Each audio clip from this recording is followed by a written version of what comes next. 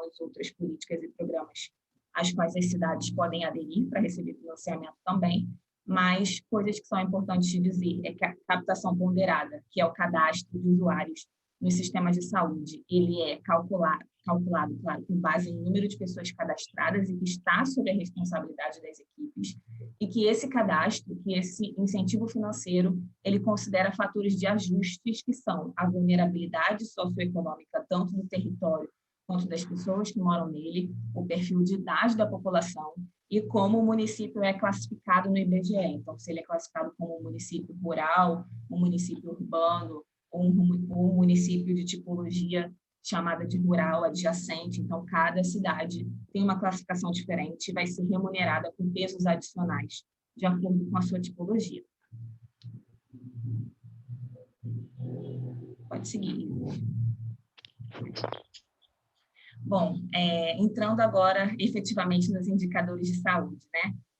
Esse painel que vocês estão vendo na tela são os 7 indicadores de saúde que foram pactuados para o ano de 2020 no Previne Brasil, né? São 7 indicadores. A ideia é que ao longo de 2021 e 2022 nós estejamos com 21 indicadores no total, mas para esse momento que estão pactuados são esses. Então, vocês estão vendo sobre quais ações estratégicas eles falam, são indicadores de pré-natal, de saúde da mulher, de saúde da criança e de doenças crônicas.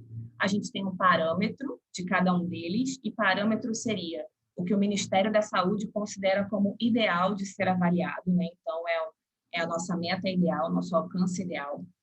Na coluna do lado, a gente tem a meta 2020, que não é o nosso parâmetro ideal, mas pensando que existe uma dificuldade de municípios alcançarem esses indicadores, né, que o alcance é complicado e tem muitos desafios e percalços, a meta ela foi reduzida para se adequar à realidade dos municípios e, ao longo dos anos, ela vai subindo gradativamente, né? E, ao lado, na última coluna, a gente tem o peso do indicador, né? Todos esses indicadores, conjuntamente, eles constituem o que o Ministério da Saúde chama de indicador sintético final, que seria a soma dos valores dos indicadores, considerando os pesos de cada um.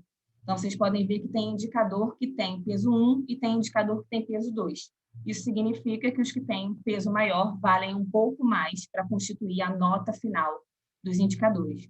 Os 2 indicadores que a gente está falando hoje são os indicadores de doenças crônicas, que são o percentual de pessoas hipertensas com pressão arterial aferida por semestre, e o percentual de diabéticos com solicitação de hemoglobina glicada. Eles dois juntos somam 3 pontos de um total de 10 pontos. Então, o cumprimento desses 2 indicadores corresponde a 30% do total de indicadores avaliados. Então, eles juntos têm um peso bem forte, e é por isso que nós estamos falando deles hoje. Por uma outra razão, que seria o fato da média nacional desse indicador ser uma média considerada bem baixa, né? O indicador de pressão arterial hoje, em nível Brasil, tem uma média de avaliação de 4%, enquanto o indicador de hemoglobina glicada não passou de 10% no último quadrimestre de 2020, que foi a última avaliação disponível e com dados públicos que a gente tem. Então, considerando esses 2 resultados e que diabetes e hipertensão são 2 condições crônicas que atingem uma boa parcela da nossa população, né? São problemas muito recorrentes no Brasil, a gente vai falar deles primeiro.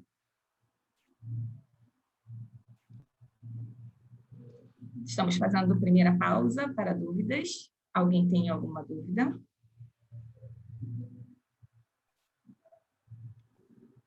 Pessoal, se vocês quiserem, podem abrir o microfone e falar, caso tenham dúvidas. Tem algumas pessoas que estão falando que não estão ouvindo. Acho que 2 pessoas falaram isso, né? Se vocês conseguirem ajustar o volume aí, acho que tá, não é geral. Senão, a gente continua aqui, se ninguém tiver dúvidas. Estão me ouvindo? Estão me ouvindo? Sim, Paula. Eu sou Paula Franco, sou médica de um PSF em Piraju, São Paulo. Os pacientes que são diabéticos, hipertensos, porém eles até estão cadastrados no nosso posto, só que eles fazem acompanhamento com médicos particulares. Como que a gente faz para acompanhar e para ele vai estar no percentual, mas a gente não acompanha eles. Sim, a gente vai falar um pouquinho mais a fundo disso mais à frente, mas só adiantando, quem falou comigo nesse momento foi? Paula, Paula, desculpa, Paula, eu não estou te vendo aqui na minha tela, e aí não consegui captar seu nome. Essas pessoas, elas infelizmente não podem ser desconsideradas dos indicadores de saúde, porque a atenção primária é para todos, é de acesso universal.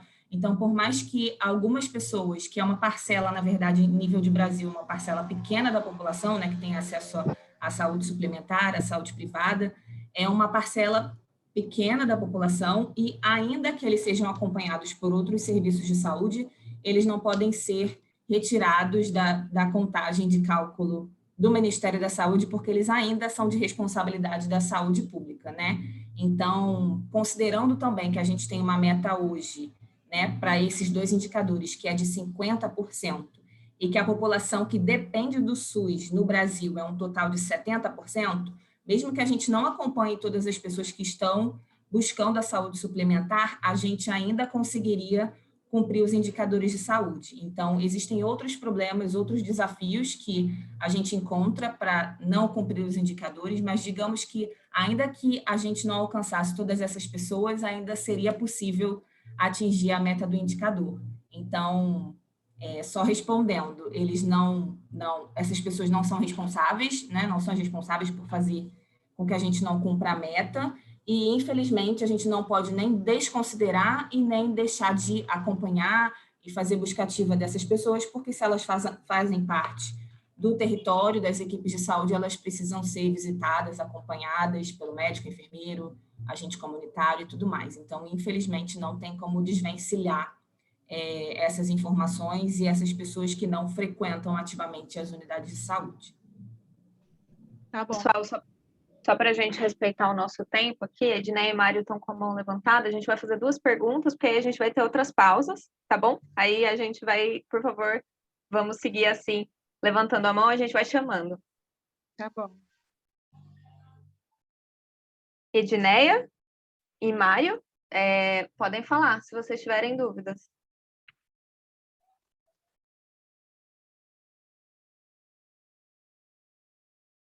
Eu acho que, na verdade, a Edneia não estava conseguindo ouvir, talvez por isso ela tenha levantado a mão.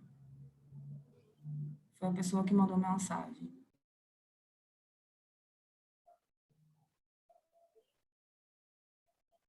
Certo.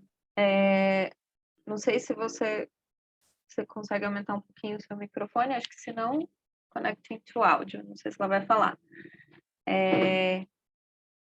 Mas eu te escuto bem, acho que não é um problema da sua fonte, Agatha.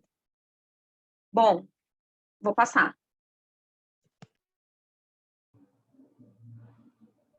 Vamos seguir? Posso seguir, então?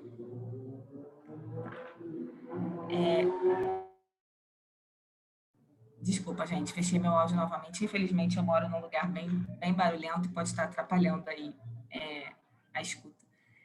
Então, começando pelo indicador 6, que é o percentual de pessoas hipertensas com pressão arterial aferida em cada semestre. Todos os prints de tela que eu estou trazendo aqui para vocês são prints que estão disponíveis no guia de qualificação de registro do PEC, que é o Prontuário Eletrônico do Cidadão, e do CDS, que é a coleta de dados simplificada do ESUS, que é o prontuário utilizado pelo Ministério da Saúde, que é gratuito, que é público. Então, a maior parte dos prints que vocês vão vendo e das telinhas se parecem bastante com o layout do SUS e das fichas CDS.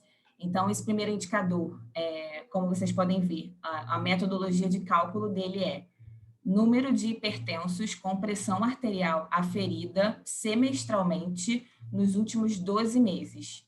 E o denominador seria o número de hipertensos identificados. Tem um outro parâmetro de denominador aqui. Vocês podem ver que está assim, parâmetro da tipologia vezes hipertensos ou hipertensos identificados. Isso significa que, para a metodologia de cálculo, são usados ou um dado ou outro.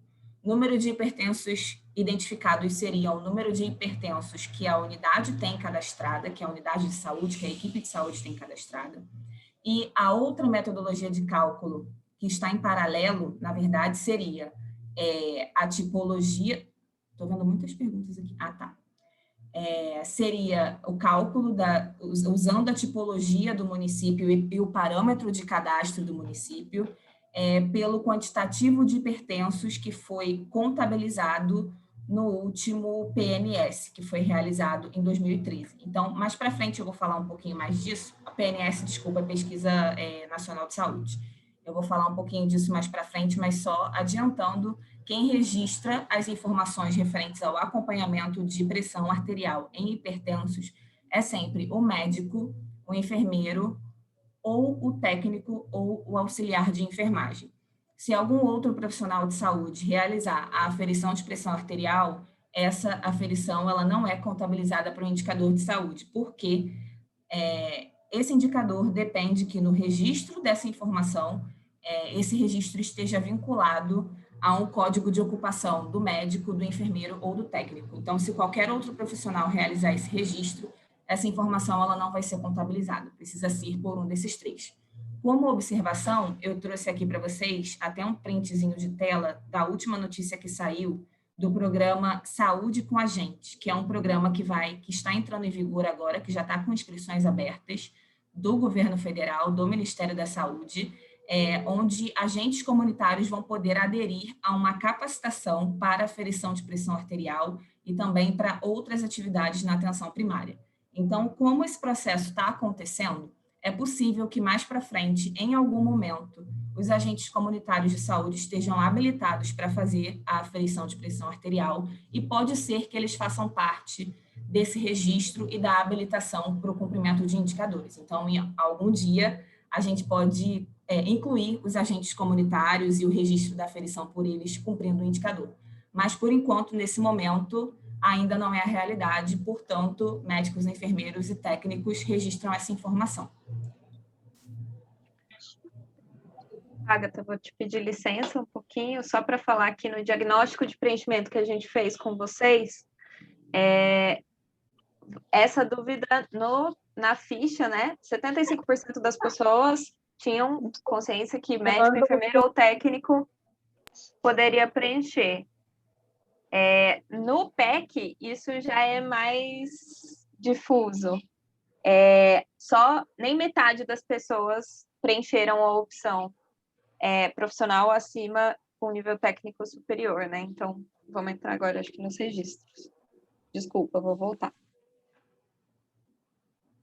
Tranquilo. Aqui, gente, o que eu estou trazendo para vocês é um print de tela do PEC, né, do prontuário eletrônico.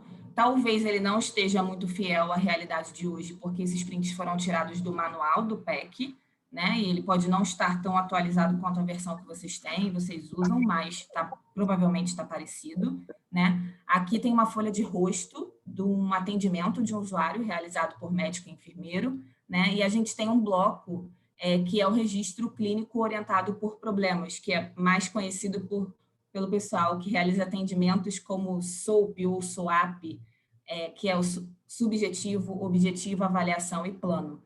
Quando a gente clica nessa opção de atendimento e registra o atendimento sendo orientado pelos problemas que o paciente, que o usuário traz, dentro do bloco objetivo, vocês vão ver que tem um quadrinho de sinais vitais, né? Nesse quadro tem um campo específico para registro de pressão arterial. E é nesse campo que a gente valida a informação para cumprir o indicador de saúde no PEC. Por que eu estou trazendo essa setinha com a indicação para o registro nesse campo? Porque muitos profissionais optam pela rapidez e agilidade do atendimento, registrar muitas informações importantes em campo aberto, que seria esse primeiro campinho que vocês estão vendo aqui em cima, onde podem ser digitadas informações de modo livre, né? O problema dessas informações digitadas de modo livre é que elas ficam guardadas com quem tem acesso ao prontuário, ou seja, com os profissionais que acessam naquela unidade de saúde o prontuário daquele paciente. Tudo que é registrado nesse bloco, ele não necessariamente é informado ao Ministério da Saúde, até porque são informações sigilosas que referem ao paciente, dados sensíveis, e eles não são transmitidos para outras áreas, né? Então, a única maneira que qualquer outro serviço tem de encontrar a informação da pressão arterial é lendo esse campo, pressão arterial, que só cabe a gente digitar números, né? Então, se não for digitado nesse campo de sinais vitais, a informação não é contabilizada, não chega no Ministério da Saúde, não contabiliza para indicador. Então, essa é a primeira informação. Contabilizar registros de pressão arterial a cada semestre requer que a gente preencha esse campo para cada pessoa hipertensa que a gente atende. Não registrando aqui, não entra para o cálculo dos indicadores. Aqui é só um exemplo da escuta inicial, que é um perfil de atendimento que abre para técnicos e auxiliares de enfermagem. Nem todos os municípios usam esse perfil de atendimento, né? Não fazem uma escuta inicial antes do atendimento, depende do nível de acolhimento que o município usa, mas para quem usa e para aqueles municípios que usam o momento de escuta inicial para que o técnico de enfermagem possa adiantar a anamnese do paciente e tudo mais, o registro de sinais vitais pode ser feito nesse campinho pelos auxiliares ou técnicos de enfermagem, e desse modo ele contabiliza, assim, para o indicador de saúde. Aqui eu trouxe o mesmo exemplo, gente, só que no CDS, né? Para aquelas unidades de saúde que não têm internet, que não têm computador, ou que de alguma forma não é considerado informatizado, o preenchimento dos dados que contam para os indicadores, eles são feitos nas fichas, né? E a gente tem uma ficha que é a chamada ficha de procedimentos. Na ficha de procedimentos, para contabilizar o registro da pressão arterial, o que é imprescindível, né? A primeira coisa, que o profissional que está preenchendo a ficha de procedimentos coloque o CBO dele. Alguém quer falar? É imprescindível que os... Pode voltar só um pouquinho? É imprescindível que os profissionais registrem o CBO, que está indicado aí para vocês, que é o Código Brasileiro de Ocupação. Cada categoria profissional tem um número de CBO diferente. O CBO precisa estar registrado na ficha para que todos os dados dessa ficha sejam contabilizados. E esse CBO tem que ser obrigatoriamente de médico, de enfermeiro ou de técnico, que são as pessoas habilitadas até esse momento para o registro da aferição da pressão arterial. Outra coisa que é imprescindível de ser digitada e descrita, na verdade, preenchida, é o CNS do cidadão, né? Para a gente contabilizar o indicador e para a gente entender que esse cidadão que teve a sua pressão arterial aferida é de fato um hipertenso, a gente precisa cruzar as informações dele, né? E os dados registrados anteriormente. Então, sem o CNS, a gente não consegue saber quem é essa pessoa. O Ministério da Saúde não consegue identificá-la. Então, sem CNS, por mais que o profissional registre a pressão arterial aferida, ela não vai contabilizar para o indicador se não tiver o número do CNS, que é o Cartão Nacional de Saúde, que algumas pessoas conhecem como sendo o CPF da saúde. Pode passar, Isis. Esse aqui é o finalzinho da ficha, né?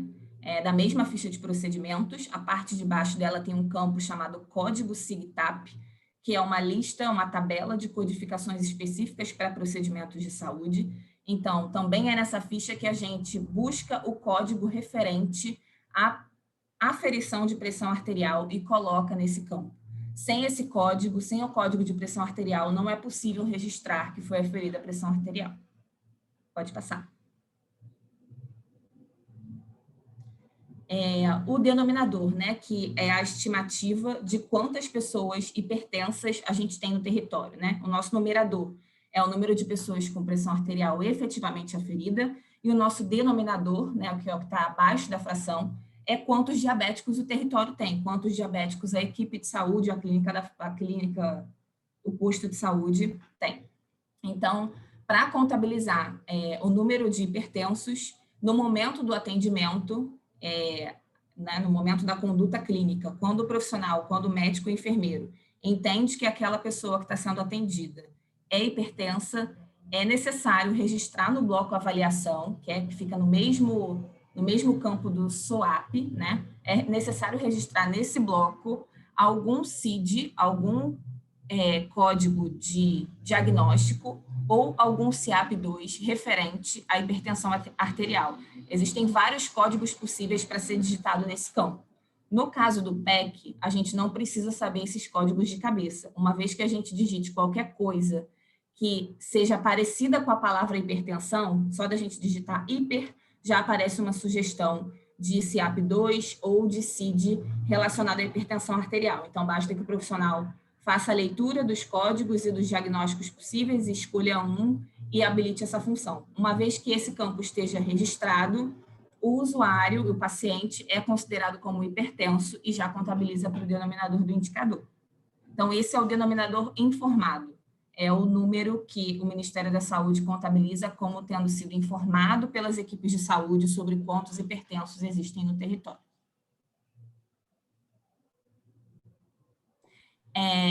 Esses dois campozinhos aqui são todos os CID-10, os códigos que são usados de CID-10 e de CIAP2 para habilitar o campo de hipertensão arterial.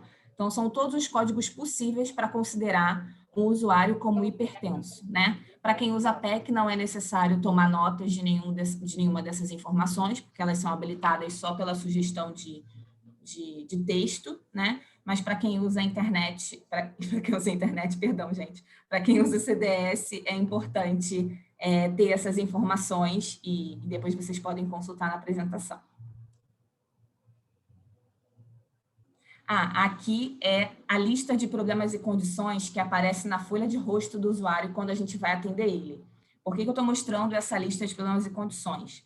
Quando a gente atende uma pessoa a primeira vez e entra com diagnóstico de hipertensão para ela, não é necessário fazer isso outras vezes, né? Uma vez diagnosticada, esse diagnóstico vai entrar na lista de problemas e vai passar a aparecer na folha de rosto do usuário quando você inicia um atendimento. Então, isso não é necessário que seja feito em todos os atendimentos. A gente não precisa reforçar que ela é hipertensa em todos. Ele vai estar aparecendo na lista de problemas lá na frente e vocês vão poder ver que o registro está ativo, né? Uma vez ativo, não precisa ser registrado de novo para contabilizar. Aqui é a mesma informação, só que para quem usa CDS. Então, novamente, imprescindível registrar o CBO do profissional que está atendendo aquele usuário e o CNS do profissional para que essa informação seja contabilizada. Imprescindível registrar o CNS do cidadão, como a gente já falou anteriormente.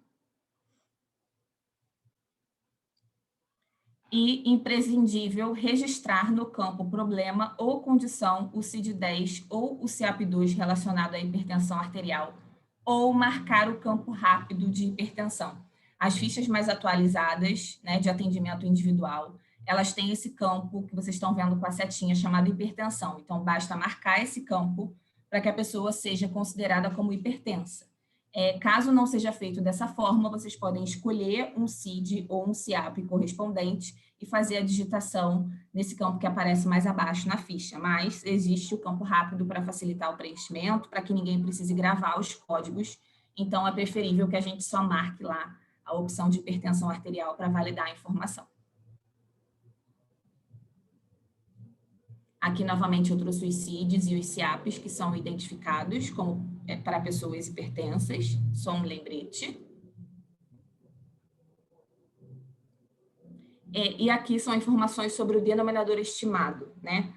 Lá na frente, quando a gente começou a falar sobre a metodologia de cálculo de indicadores, a gente disse que o Ministério da Saúde poderia considerar o valor que é informado por vocês no momento do atendimento, ou seja, quem vocês classificam como hipertenso, ou ele pode, se optar, por estimar um valor de hipertensos no município.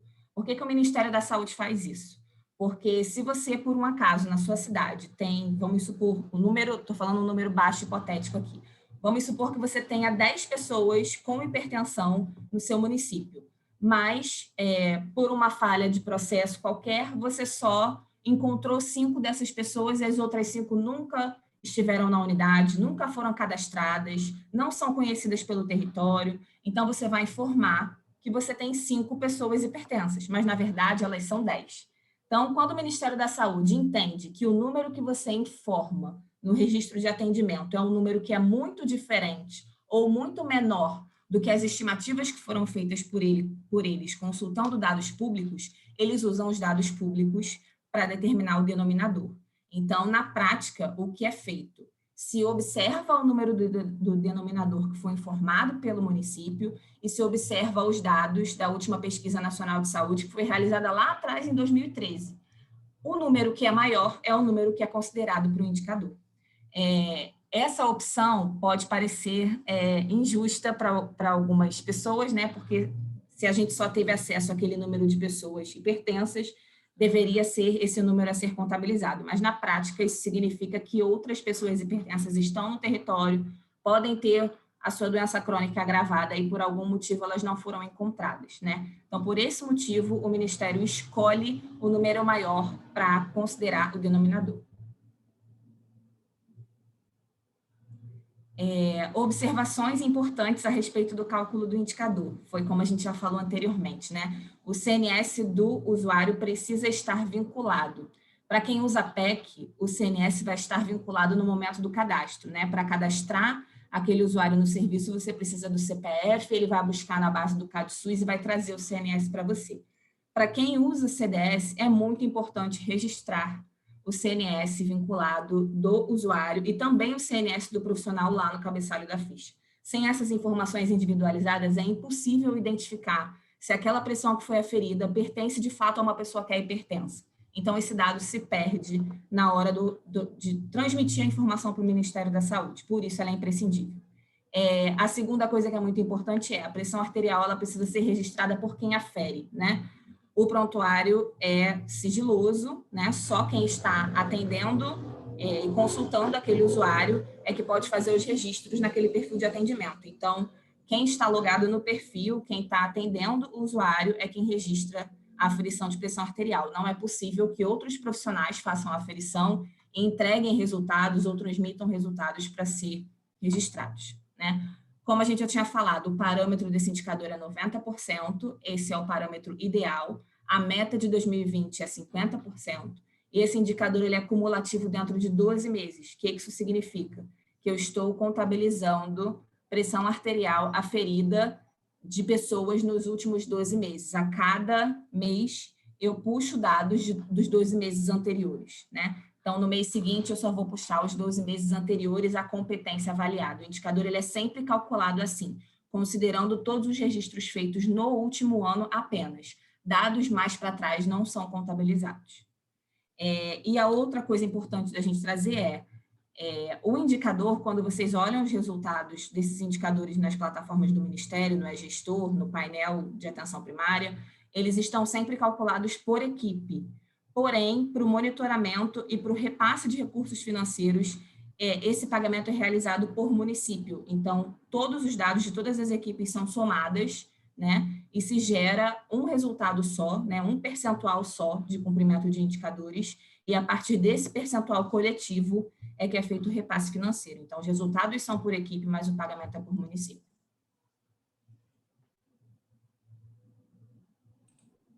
Bom, pessoal, esse é o nosso segundo momento de pausa para dúvidas.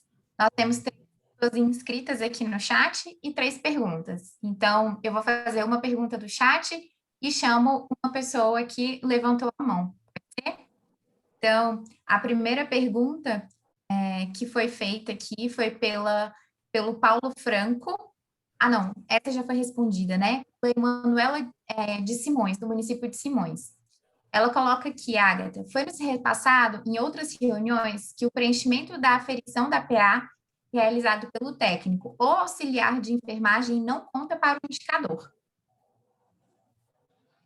Bom, de acordo com os guias de preenchimento do Ministério da Saúde, esses dados são contabilizados sim para o indicador. Todas as informações que eu trouxe para vocês nesse momento, inclusive os prints de tela e tudo mais, eles foram tirados de documentos orientadores produzidos pelo próprio Ministério da Saúde, provavelmente pelas mesmas pessoas que delimitam os dados que vão ser contabilizados ou não. Então, pode ter havido alguma divergência de informações, mas, pelo que o Ministério nos informa, o registro por auxiliares e técnicos de enfermagem, ele é contabilizado, sim, para o indicador, desde que seja realizado no campo correto, né? Se não for realizado no campo adequado, né, naquele campozinho fechado de sinais vitais vai ser considerado. Boa. Agora eu vou te chamar aqui para abrir o microfone e fazer a sua pergunta a Francinete.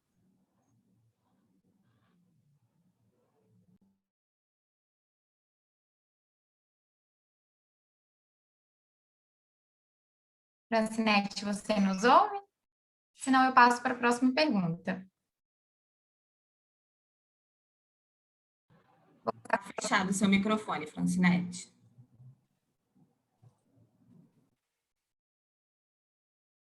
Tô vendo a Francinete rindo ali. Eu acho que ela não vai fazer. Vamos passar para a próxima pergunta enquanto ela abre. Então, a gente teve uma pergunta aqui da Rosana. Ela dá boa noite para todos, e aí ela traz a pergunta dela. Segundo orientações anteriores, as informações da escuta inicial não eram contabilizadas nos indicadores. Sendo assim, o médico repassava dados da pressão arterial no PEC no seu atendimento. Isso está correto ou está duplicado o procedimento contabilizado nos indicadores? Oi, Rosana, tudo bem?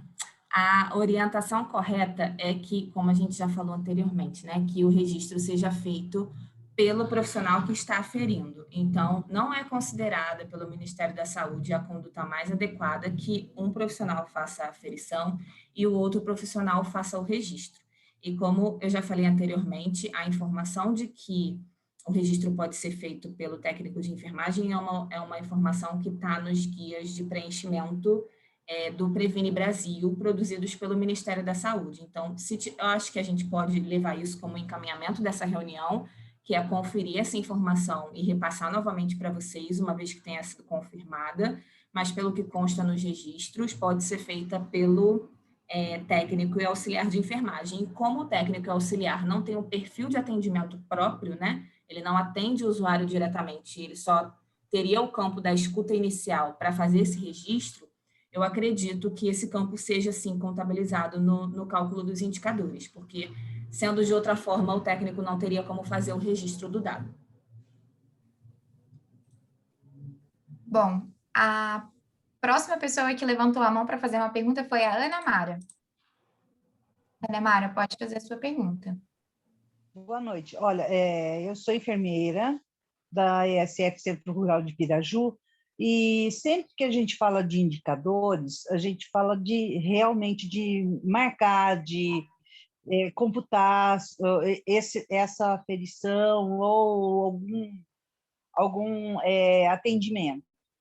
Então, por exemplo, a técnica de enfermagem, ela faz a escuta inicial, passa para a médica ou passa para a enfermeira fazer o atendimento. Aí, essa escuta inicial, se ela feriu a pressão e colocou hipertensão, vai contar ou conta só quem vai terminar o atendimento?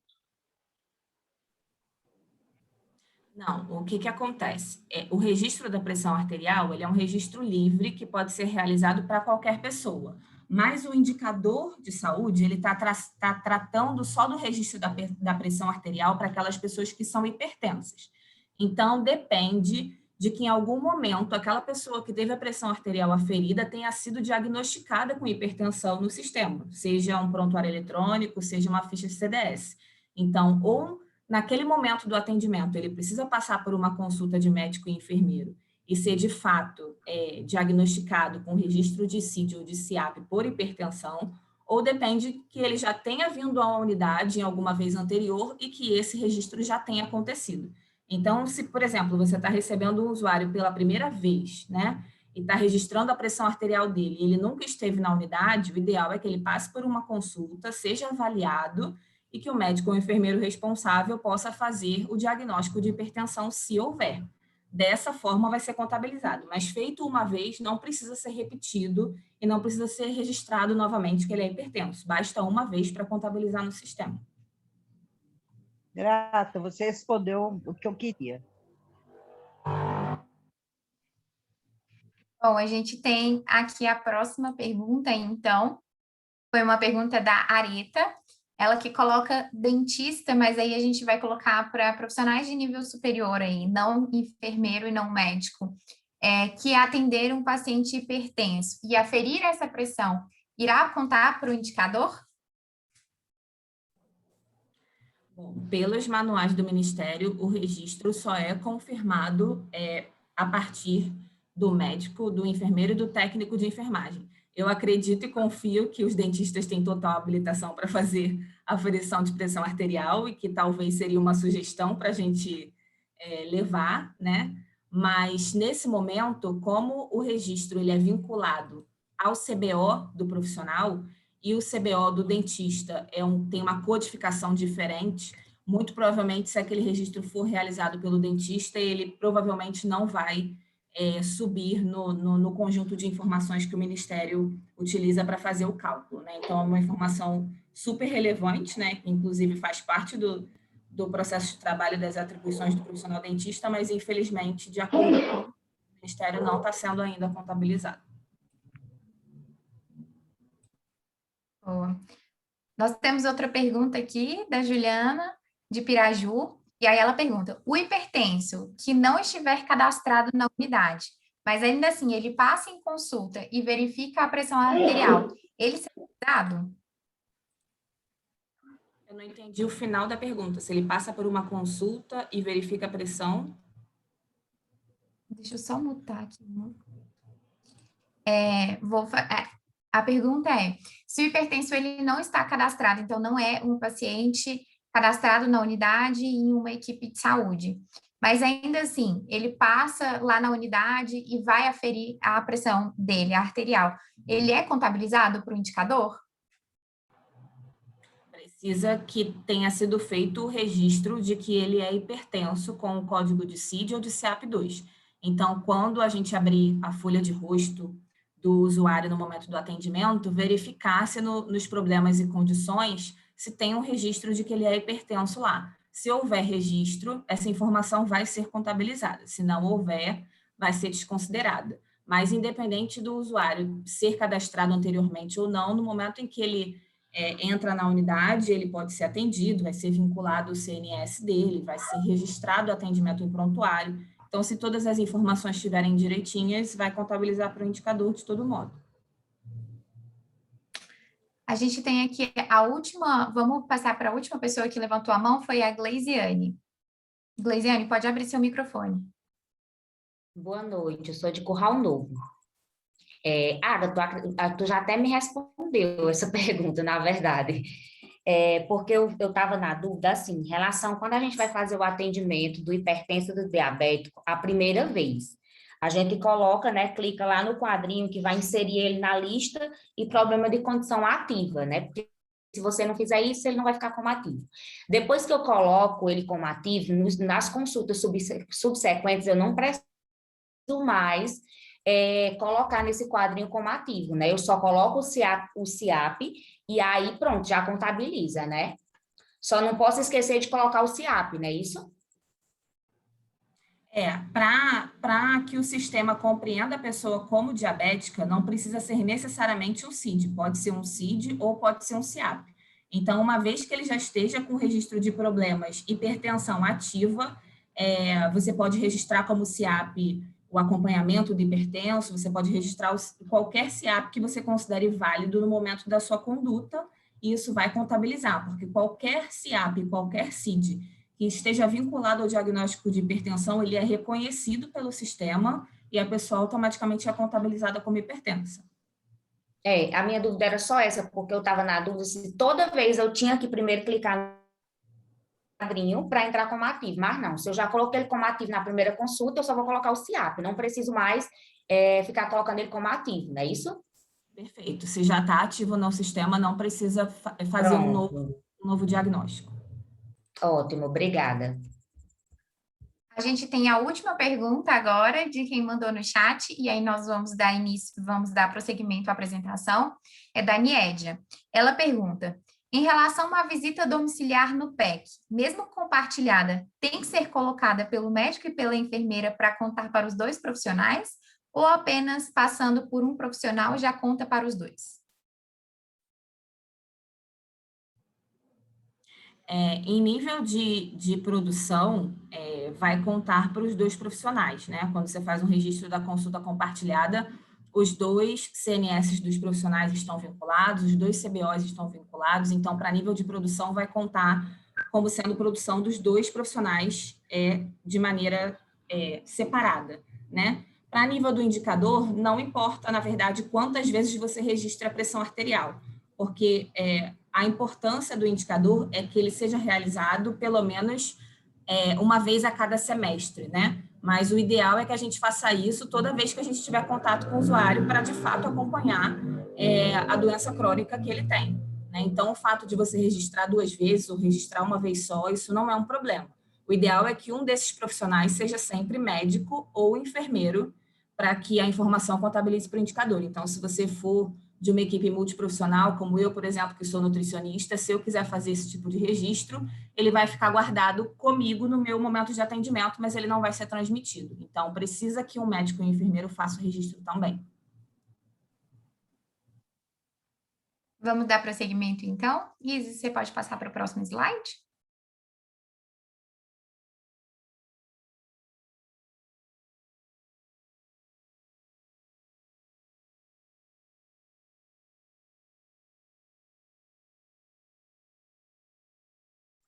Agatha, você está mutada.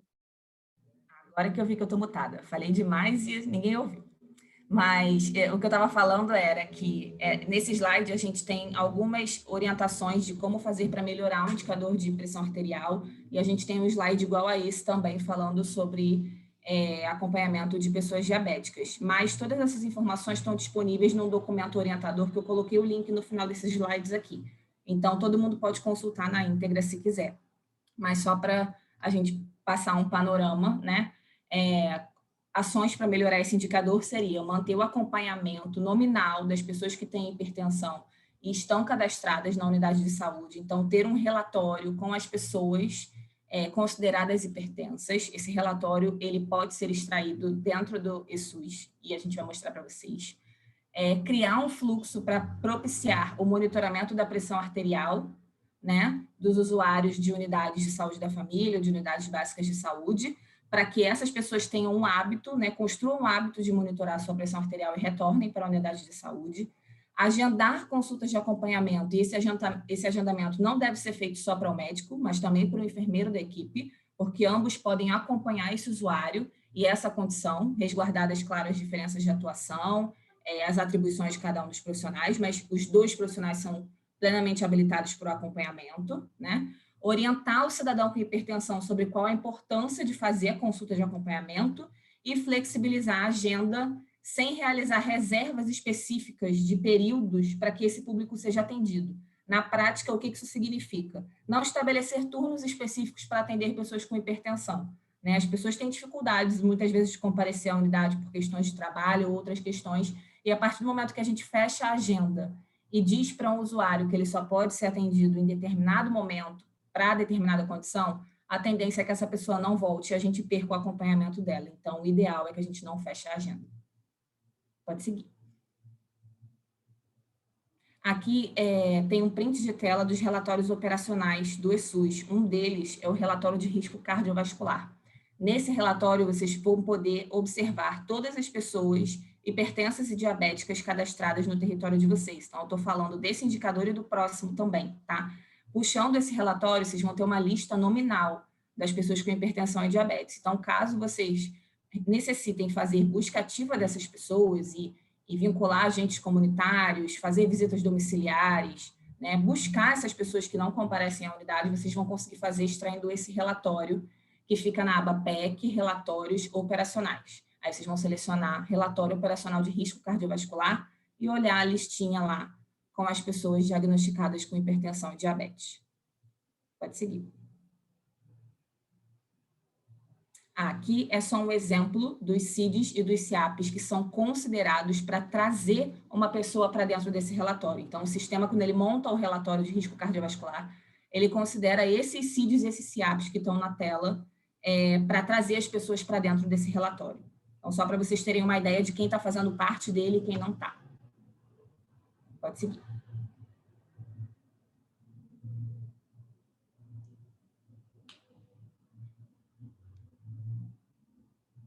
Bom, gente, daqui para frente, todas as informações são muito parecidas, então eu vou tentar ser um pouquinho mais enxuta, dado o nosso tempo. Tudo que eu passar para frente é porque são informações bem parecidas com as que eu já trouxe para o indicador anterior, mas na nossa próxima pausa a gente pode tirar novas dúvidas. Então, esse indicador de diabetes, a fórmula de cálculo está aí na tela para vocês, é o número de diabéticos com solicitação de hemoglobina glicada nos últimos 12 meses. E o denominador é o número de pessoas diabéticas que são identificadas e estão cadastradas no território nas equipes de vocês, ou o parâmetro que o Ministério da Saúde considerar se o número de diabéticos cadastrados de vocês estiver abaixo da estimativa. Então, segue o mesmo parâmetro da avaliação anterior. Os dados contabilizados para a estimativa do denominador são dados de 2013, são dados defasados, digamos assim. Hoje nós temos mais diabéticos e mais hipertensos do que nós tínhamos em 2013. Então, na prática, esse número muito provavelmente também está menor do que a realidade dos municípios. Quem registra os dados desse indicador? Apenas médico e enfermeiro. Nesse caso, os técnicos de enfermagem não podem fazer o registro, porque requer a solicitação de exames, que só pode ser feita por médico e enfermeiro, e o registro e a avaliação do resultado também é uma atribuição de profissionais de nível superior.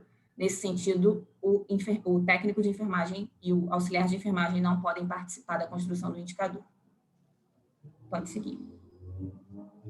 Aqui a gente tem um print de tela de como atingir o numerador desse indicador, né? Que no momento de abrir a folha de rosto do usuário e fazer solicitação ou registro de exames, fazer a solicitação ou registro de exames no bloco objetivo, vocês podem pesquisar ou adicionar o exame de hemoglobina glicada. Pesquisar é começar a digitar hemoglo e o sistema vai terminar de preencher para vocês. Então, vocês vão fazer a solicitação do exame de hemoglobina glicada para esse paciente. Aí tem pessoas que perguntam, eu posso pedir junto com outros exames? Sim, vai depender da sua conduta clínica enquanto profissional. O que você gostaria de investigar daquele usuário, daquele paciente, você vai fazer a solicitação e pode ser separado ou pode ser junto, desde que a hemoglobina glicada esteja ali solicitada se aquele paciente for diabético, né? Então, nesse momento, nessa parte do registro de solicitação de exames, é que a gente computa o numerador desse indicador. Tem uma outra forma de computar esse indicador, que é registrando, para quem usa PEC, tá? Para quem usa prontuário eletrônico, que é registrando o resultado da hemoglobina glicada. Quando a gente registra o resultado dela no sistema, adiciona um resultado de exame, está subentendido que a gente já fez a solicitação. Então, para quem registra resultado, a solicitação está acompanhando. Então, se vocês registrarem lá um código SIGTAP relacionado ao exame de hemoglobina glicada, quando vocês registrarem o resultado e salvar as informações, isso vai contar como uma solicitação e vai entrar para o indicador. Pode passar. Aqui é um exemplo de como fica a aba de exames solicitados ou avaliados quando vocês solicitam o exame de hemoglobina glicada. Ele fica numa lista, né? E vocês podem clicar nas setinhas ali para atualizar resultados quando tiverem os resultados deles. E logo abaixo tem também, volta só um pouquinho, logo abaixo tem o código de dosagem de hemoglobina glicada, glicosilada, caso vocês queiram digitar pelo código, também tem essa informação. Pode seguir. Aqui a gente tem a ficha de atendimento individual, então, mesmas informações, só que para quem usa PEC. Registrar o CBO, imprescindível CNS do cidadão, tudo aquilo que a gente já conversou, né? E no momento do preenchimento da ficha, precisa ser registrado o campo S, para hemoglobina glicada. Vocês estão vendo uma setinha vermelha aí. E tem letra S e letra A. Letra S é de solicitado, letra A de avaliado. Então, precisa ser marcado o campo S de hemoglobina glicada para que seja contabilizado para o indicador de quem preenche ficha CDS. Pode seguir. Voltando para o PEC, como registrar o denominador do indicador, ou seja, como registrar que uma pessoa é diabética.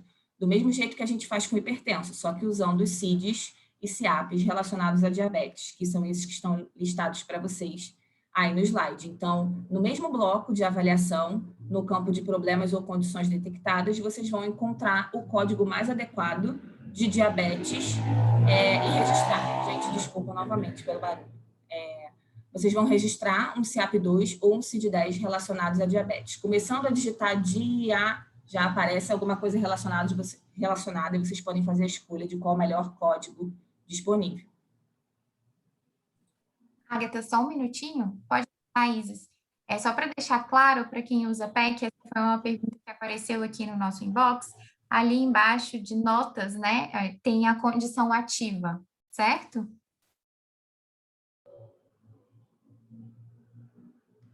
Ah, perfeito, verdade. Uma marcação para inserir na lista de problemas. É isso que você disse, Juliana? Isso, para deixar Ah, esses... perfeito. Para que nem todas as vezes a gente precise estar fazendo a informação, assim como no hipertenso. Verdade, eu tinha esquecido dessa informação. Obrigada por ter sinalizado. Realmente, gente, tem um campo bem pequenininho ali embaixo, eu na verdade, quase não enxergo, que está escrito inserir na lista de problemas condição como ativo. A partir do momento que você marcar essa opção, ela vai constar na lista de problemas lá na folha de rosto do usuário, e aí esse dado não precisa ser digitado novamente quando você atender novamente esse usuário.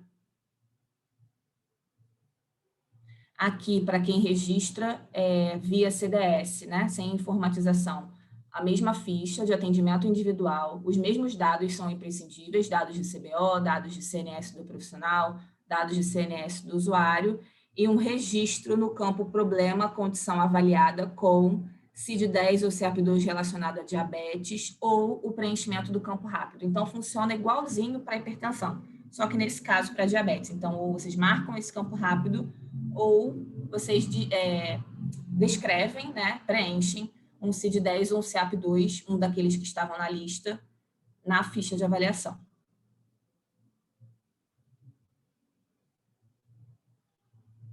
Aqui a gente tem só um print de tela do final da ficha, né, que são onde a gente consegue descrever um CIAP2 e um CID-10, caso vocês optem por fazer dessa forma, mas o campo rápido é mais fácil e mais difícil de errar, então é o que eu aconselharia nesse momento. Pode passar. Essa informação é igual à informação que a gente trouxe na parte dos indicadores de hipertensão, só relembrando a vocês que o denominador que é usado é o maior denominador encontrado. Então, se o número de diabéticos que vocês encontrarem no território for um número mais baixo do que a estimativa da Pesquisa Nacional de Saúde, o Ministério vai escolher usar a estimativa da pesquisa. Se vocês trouxerem um número de atendimentos e de pessoas diagnosticadas com diabetes maior, vai ser usado o denominador que foi informado pelas equipes. Observações importantes são as mesmas. Eu até cometi um erro aqui, trouxe PA, de pressão arterial, mas considerem como hemoglobina glicada. O parâmetro e a meta são os mesmos, parâmetro de 90%, meta de 50%. O dado também é acumulativo dentro de 12 meses, então são indicadores bem parecidos. Os repasses financeiros são feitos da mesma forma e as informações imprescindíveis são as mesmas também. Como melhorar os indicadores, né? Passou direto. As orientações são bem parecidas, então não vou ler novamente para a gente não perder muito tempo, mas são bem parecidas, né? Acompanhamento nominal, usar os relatórios operacionais de risco cardiovascular, realizar a busca ativa desse usuário, não fechar a agenda, garantir que o diagnóstico dele seja feito no momento do atendimento e todas as outras coisas que a gente já conversou anteriormente. Pode seguir.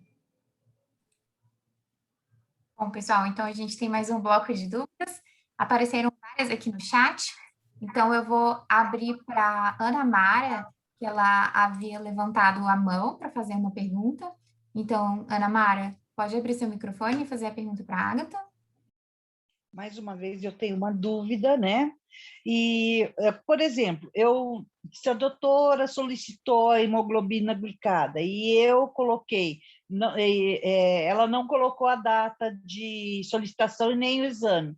Se eu inserir só o exame com a data que foi feito e com a data que está sendo visto, ele é válido ou tem que colocar a data de solicitação do exame? Não, Ana Mara, na realidade, para você colocar o registro com a data da solicitação, você teria que abrir um registro tardio de atendimento e registrar a pessoa que solicitou, deveria registrar lá no atendimento dela.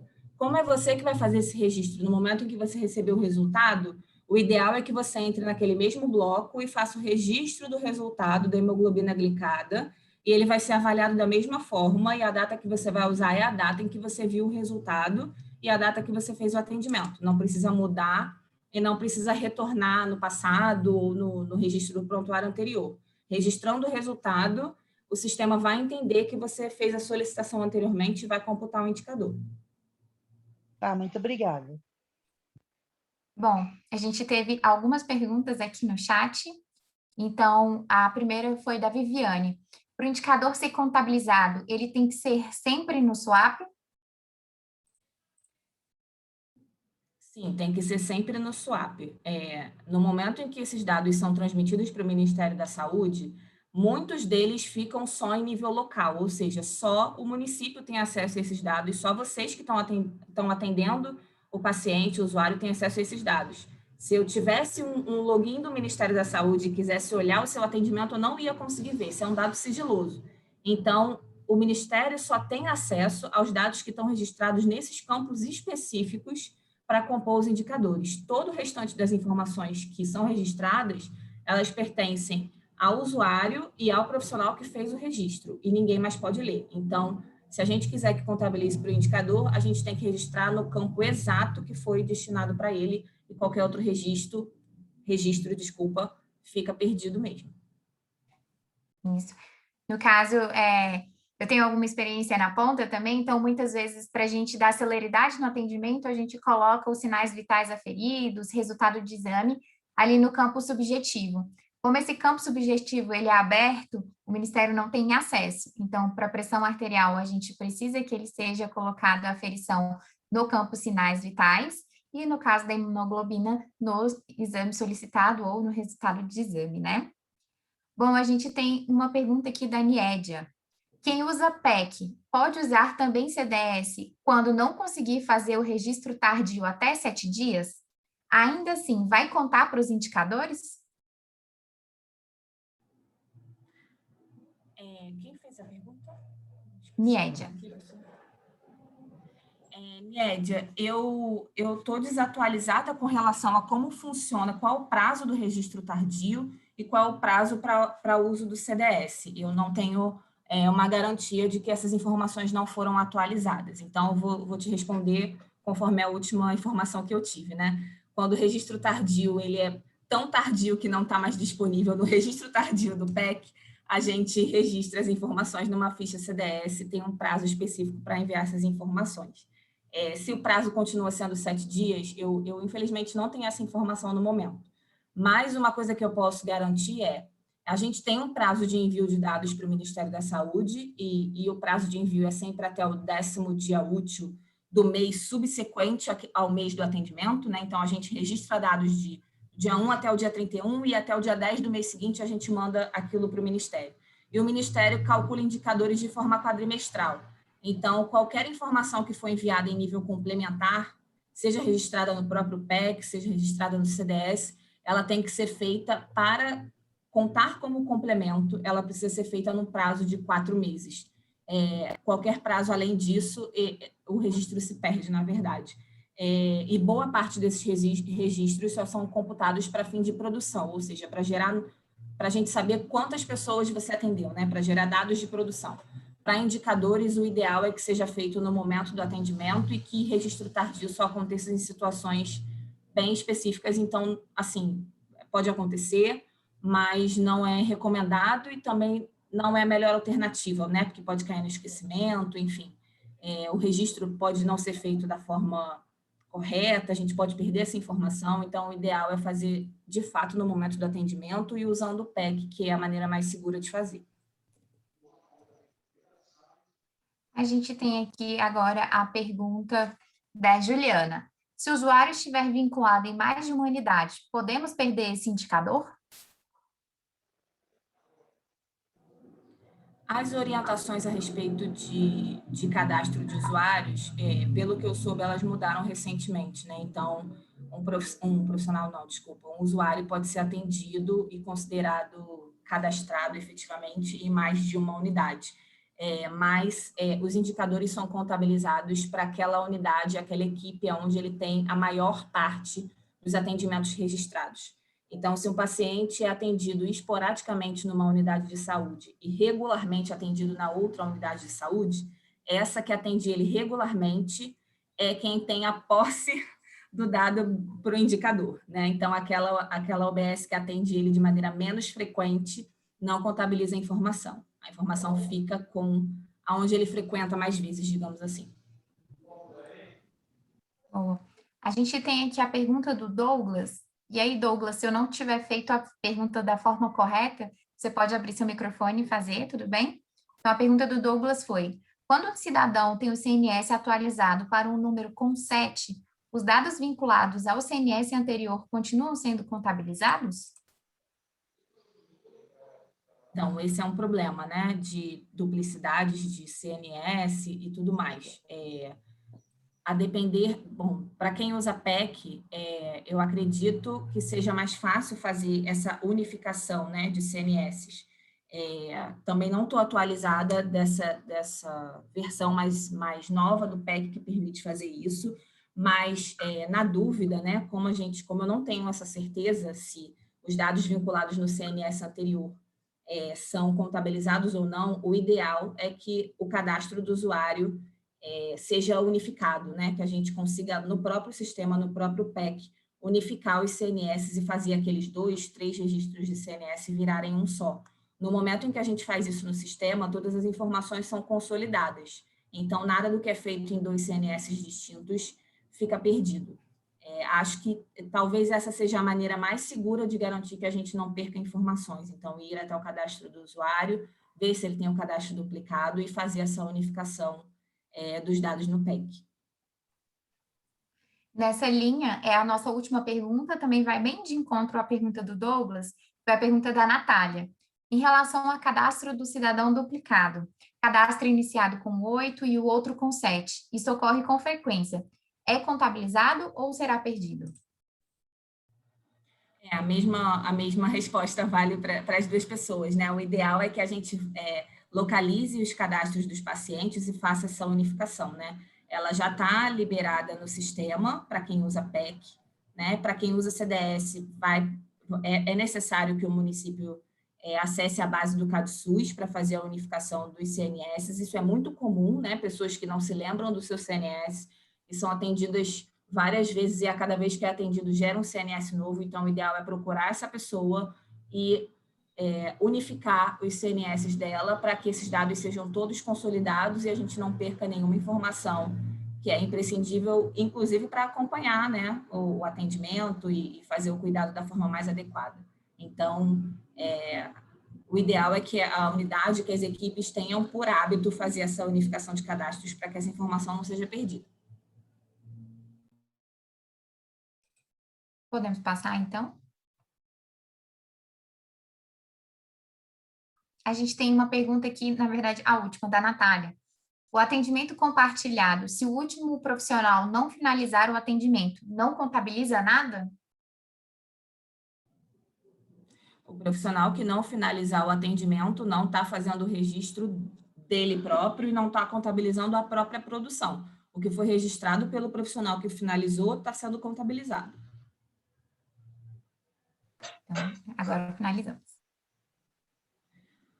Bom, a gente está na etapa final, né? Esse slide fala um pouco de validação de dados, que é uma informação que eu já trouxe no momento em que a gente conversou sobre algumas perguntas. Esse é um print de tela de uma nota técnica disponibilizada pelo Ministério da Saúde já há bastante tempo, que diz quais são as informações imprescindíveis para validar um dado para construir indicadores. Então, a base de colchão, você está em cima daquelas do fogão por ali, assim, praticamente. Eu acho que eu deixei por lá. Pode botar para mim, Isis, por favor. Oi, eu estou tentando, Rosângela. Você abriu seu microfone sem querer, eu não consegui te mutar. Se você puder.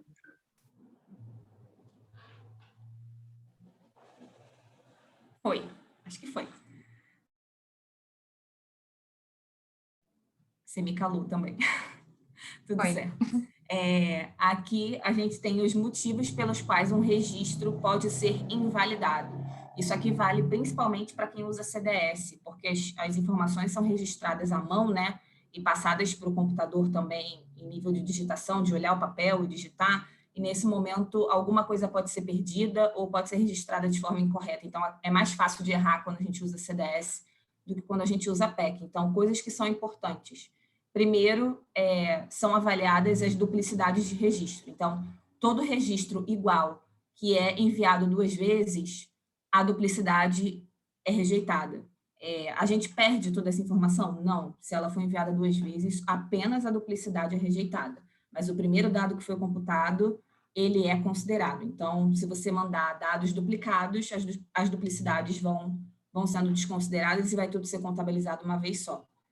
O outro critério de validação de dados é a data do atendimento. Quando a gente preenche a data em que o atendimento foi feito, a gente precisa estar atento ao preenchimento. Porque se a gente registrar, uma data errada, por exemplo, se ela for anterior a abril de 2013, quando aconteceu a primeira versão do sistema do SUS-AB, esse dado vai ser desconsiderado, porque essa data muito provavelmente não existe e esse atendimento não aconteceu.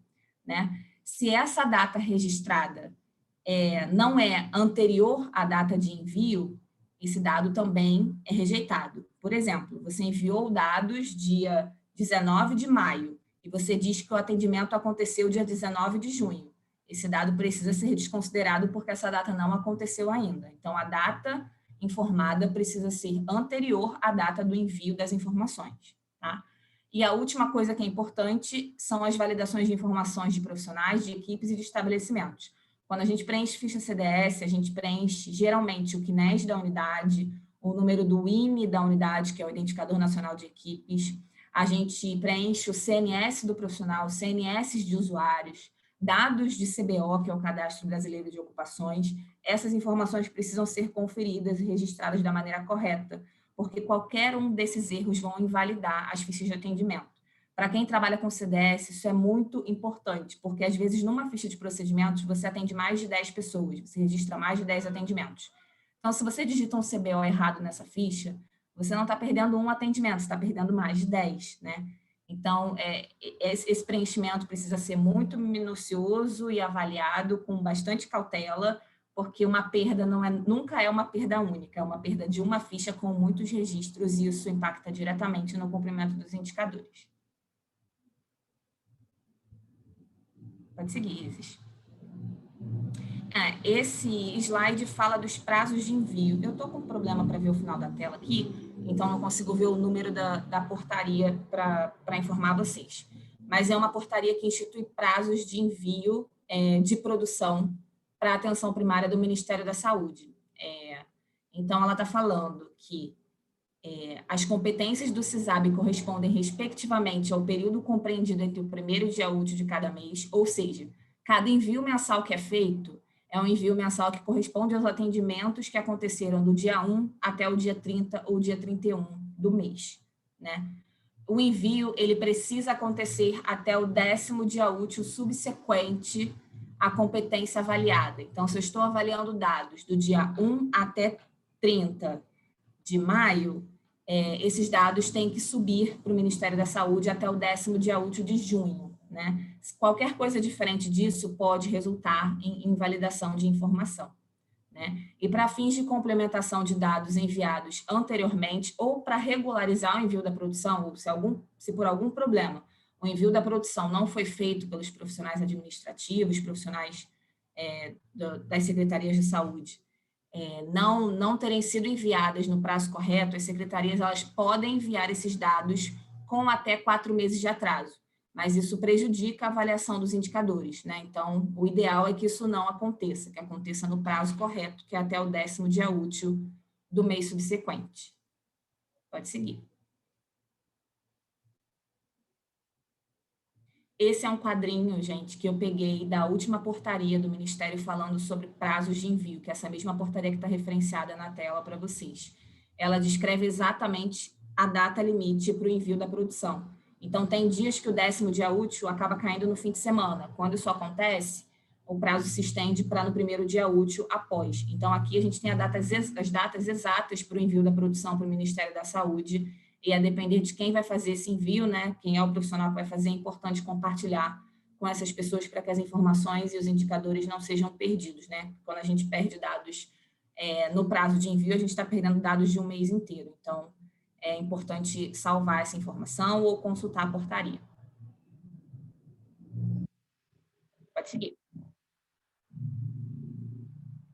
Aqui, eu trouxe alguns links úteis, que foram links que eu usei para preparar, inclusive, a apresentação para vocês. Todas as imagens que tem aqui, tirando as imagens das portarias e dos textos, né, textos corridos, foram tiradas desses 2 guias aqui, que são o guia de preenchimento e qualificação de indicadores do CDS e do PEC. Então, se vocês consultarem esses guias na internet, escreverem guias de preenchimento, guias de qualificação, vocês vão encontrar esses documentos.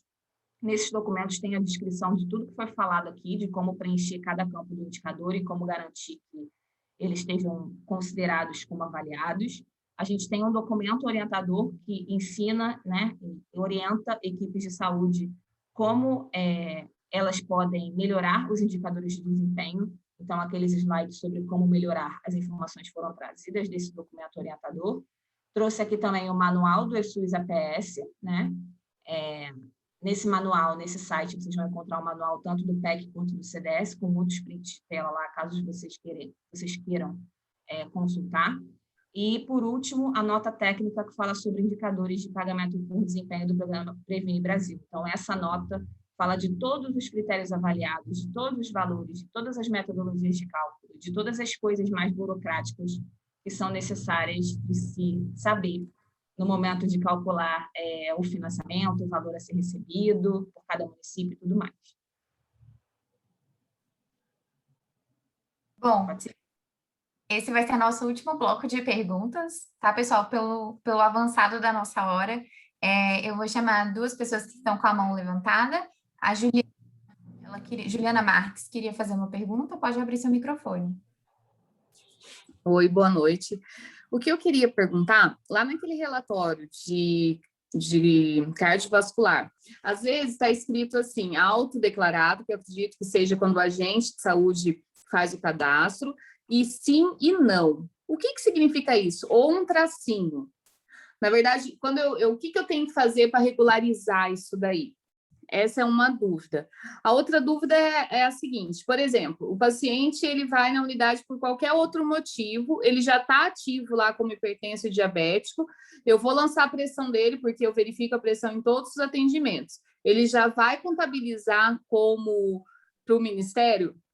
E outra coisa, quando eu verifico, na verdade são 3 perguntas, quando eu verifico a pressão, para o Ministério é nominal ou é quantitativo? Por exemplo, um único paciente, eu verifiquei 10 vezes a pressão durante um ano.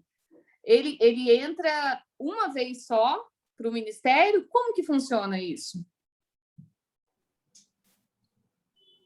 Então, sobre a sua primeira pergunta da questão de nos relatórios vir a informação autodeclarado, clínico, não, e tudo mais. Quando no relatório vem escrito clínico, significa que aquela pessoa teve um diagnóstico clínico de hipertensão, né, ou diabetes. Quando vem escrito autodeclarado, é porque em algum momento do atendimento, o usuário referiu que é hipertenso ou diabético, mas isso não foi confirmado por diagnóstico clínico. Então, ou foi inserido um CIAP-2 dizendo que a pessoa refere que é hipertensa, né? Ou em algum campo de registro do PEC foi sinalizado que o usuário referiu que é hipertenso ou diabético. Na prática, quando está escrito autorreferido, o papel das equipes de atenção primária é fazer a busca ativa desse usuário ou, no momento em que ele retorna na unidade, fazer o diagnóstico clínico e confirmar o diagnóstico para que ele deixe de aparecer autorreferido e passe a aparecer clínico, né? Mas ainda autorreferido vai constar no bloco de problemas ativos, né? Então, ele vai estar sendo considerado diabético, hipertenso e tudo mais. Então, quando está escrito não, é porque ele realmente não é diabético, não é hipertenso, mas a diferença do clínico para o autodeclarado, autorreferido, é mais ou menos essa. Não sei se eu contemplei, depois você me fala. A pergunta da aferição de pressão arterial, se ela é nominal ou não, sim, é nominal. Então, o que eu quero dizer com isso? Se você registrou a pressão arterial, aferiu a pressão arterial de um usuário que sempre vai na unidade, ele vai sempre, você já aferiu a pressão dele 10 vezes, em 10 dias distintos. Vai contar 10 vezes? Não, vai contar uma vez só, porque quando o indicador é monitorado, ele avalia se cada pessoa teve a sua pressão arterial aferida pelo menos uma vez a cada semestre.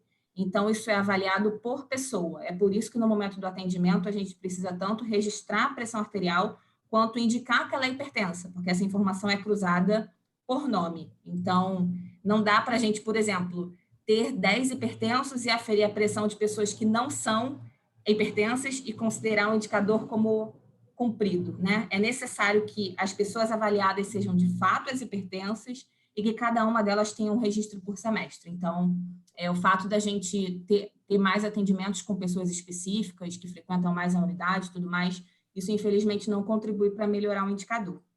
E a outra pergunta que você fez, eu não me recordo, me desculpa. Acabou caindo no esquecimento. Mas era isso mesmo, que, por exemplo, se a gente...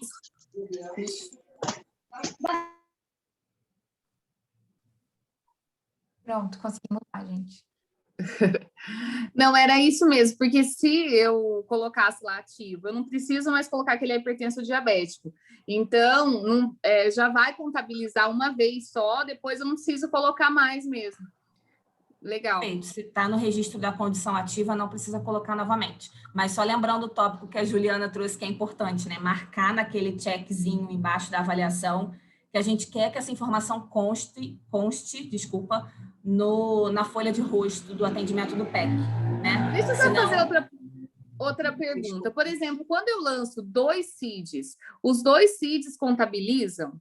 Igual ele é hipertenso e diabético. Se eu verifiquei a pressão, lancei como hipertenso e ainda fiz o pedido dos exames de hemoglobina. E coloquei diabético lá também. Então, eu vou ter os 2 indicadores uma vez só. Sim, perfeito. E, inclusive, é muito comum, né? Pessoas com comorbidades serem acometidas concomitantemente por diabetes e hipertensão é uma coisa super comum. Então, atendendo, às vezes, um usuário, você está respondendo a 2 indicadores de uma vez só. Basta fazer a solicitação do exame e aferir a pressão arterial. E outra coisa é que você falou do técnico. O técnico, ele consegue entrar, ele tem o SUAB também. Então, o que passaram para a gente que ele teria que entrar no SUAB para lançar a pressão, que aí ia contabilizar. Se fosse só na folha de rosto, não iria contabilizar. Então, isso foi nos passado. E a visita domiciliar, o atendimento compartilhado, a gente fez uma experiência agora, porque estava dando muito baixo as nossas visitas, e não cai para os 2 profissionais, cai só para o profissional que está digitando. Olha, a respeito do técnico ter um perfil de acesso com o objetivo, avaliação e plano, essa é uma informação que eu não tinha. Até te agradeço por ter me informado. Eu não estava atualizada nesse sentido. Então, realmente, se de fato o técnico de enfermagem, nesse momento, tem um perfil de atendimento para lançar dessa forma, o ideal é que seja feito assim e não na escuta inicial. Eu trouxe a informação da escuta inicial porque era a última informação disponível no manual do ESUS. Então, acreditei que essa fosse a informação mais atualizada. Mas, de fato, se o técnico de enfermagem tem um perfil de atendimento específico para fazer isso, o ideal é que seja feito dessa forma para garantir que o indicador seja cumprido, com certeza. Bom, vamos passar para a pergunta da Gleisiane, que ela estava com a mão levantada. Sim, a minha pergunta tem a ver também com o que a moça agora há pouco perguntou, em relação àquele relatório de risco cardiovascular, né, Agatha?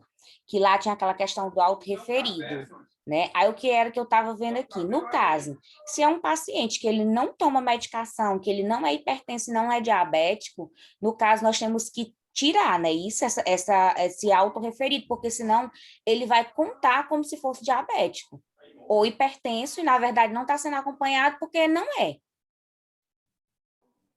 Sim, perfeito. Uma coisa que acontece com muita frequência, eu vou trazer até um exemplo de outro indicador, é a gente puxar, por exemplo, um relatório de gestantes e encontrar gestantes com 15 meses de gestação. O que aconteceu na prática? Aquela gestante não é mais gestante e, no momento do atendimento, a pessoa que atendeu não registrou que a gestante pariu, que ela não é mais gestante. Então, quando a gente contabiliza, né, e não atualiza o registro no momento do atendimento e não faz a confirmação clínica do diagnóstico, a tendência é que essa pessoa continue a contar dentro do relatório e continue a contar dentro do indicador, ainda que ela, de fato, não seja hipertensa ou não seja diabética. Então, o ideal é que, se essa diabetes ou hipertensão for autorreferida, que essa pessoa passe por um novo atendimento e que o diagnóstico clínico seja confirmado, para, caso ela não seja, ela ser descartada do relatório, né, e da lista de acompanhamento de diabéticos e hipertensos, né, da lista de pessoas com risco cardiovascular. Ágata, eu achei interessante, eu não me recordo o nome da moça que estava falando anterior, mas ela falou sobre a questão da experiência do município dela em relação à questão de quando a gente faz visita, porque se eu faço uma visita domiciliar, é claro que eu vou ter que colocar atendimento tardio, né? Porque não é no momento. Então, aqui também a gente percebeu que quando a gente coloca atendimento compartilhado, no caso eu, enfermeiro e médico, quando eu puxo o relatório, não contabiliza para os dois, só contabiliza para aquele que está realizando o atendimento. Por exemplo, se eu estou no meu login, né, eu estou lá e aí eu coloco atendimento compartilhado com a médica da equipe. Quando eu puxo o relatório, só vai constar visita domiciliar para mim, para a médica não consta. E aí, o que acontece? Em atendimento tardio, eu não consigo encaminhar, por ser tardio, eu não consigo encaminhar aquele paciente para a médica para ela também fazer o atendimento. E aí, para colocar 2 atendimentos em um dia, já não dá certo. Eu queria que ela me falasse a experiência que eles estão, porque ela falou que eles tiveram essa experiência, eu queria que ela compartilhasse com a gente como que eles estão fazendo lá no município, ou se você sabe como é que a gente pode estar fazendo, para colocar o atendimento e contabilizar tanto para o médico quanto para o enfermeiro.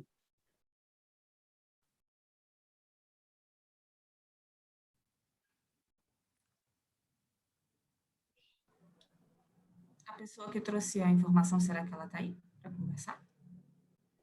Eu não me lembro o nome da pessoa. Oi. Juliana. Posso falar? Então, o que a gente faz? A gente lança em horários diferentes, tá? Para não perder. A pessoa, nós temos que ter os 2 trabalhos, o doutor entra, lança só o dele, e aí eu lanço em outro horário, porque realmente não vai deixar lançar no mesmo horário, né? Mas aí cada um tem que entrar com o seu, no seu PEC, com o seu CBO mesmo e lançar, porque não está contabilizando. Aí, às vezes, você tem que mudar o horário. Aí ele deixa lançar. Certo, obrigada. Nada, imagina. Compartilhado só contar para o primeiro profissional que registra já é um problema que, enfim, tem sido falado há muito tempo, mas só queria reforçar, gente, que para o indicador essa informação não se perde, porque uma vez registrada, ela vai ser validada, né? Ela só não tem contabilizado, como vocês disseram, para nível de produção. Então, se um médico atende junto com o enfermeiro, se o enfermeiro atende junto com o nutricionista, por exemplo, só quem registra primeiro ou quem está com o primeiro CNS lá na ficha CDS é quem fica com a produção, digamos assim. Mas o registro das informações do usuário, que é da aferição da pressão, da solicitação do exame, essa informação não é perdida, tá? Ela é perdida em nível de produção. Então, infelizmente, é injusto, né? Os 2 profissionais atendem juntos e só um está registrando de fato o atendimento. Mas só para deixar claro que a nível de indicadores essa informação ela não se perde. A gente consegue garantir que o registro da informação para o indicador está sendo contabilizado.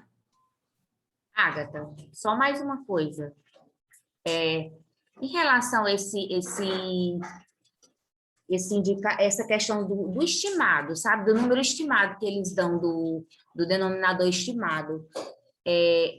vai continuar sempre assim, porque assim, a gente estava avaliando e aqui no município, as nossas equipes nunca vão conseguir atingir, porque, por exemplo, eu tenho 143 hipertensos. O numerador estimado que eles estão dando é o dobro do valor do que eu tenho.